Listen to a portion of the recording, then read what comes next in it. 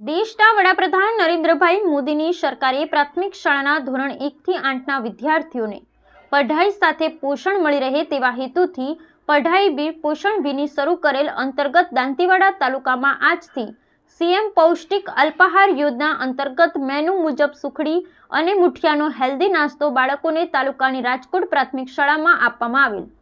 સરકારની આ પહેલને ગામના સરપંચ તેમજ શાળાના આચાર્ય અને વાલીઓએ આવકારી બાળકોના તંદુરસ્ત ભવિષ્યની ચિંતા કરનાર વર્તમાન સરકારનો આભાર માન્યો હતો।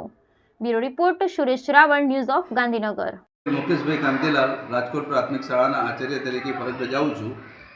અત્યારે સરકારી ગ્રાન્ટેડ પ્રાથમિક શાળાઓ બાલવાટિકાથી ધોરણ 8 સુધીના બાળકોને પૌષ્ટિક આહાર આપવામાં માનનીય મુખ્યમંત્રી શ્રી વડાપ્રધાન શ્રી નરેન્દ્ર સાહેબની સૂચનાથી ગુજરાત રાજ્યમાં પૌષ્ટિક આહારની શરૂઆત કરેલ છે, જે અમે આવકારીએ છીએ।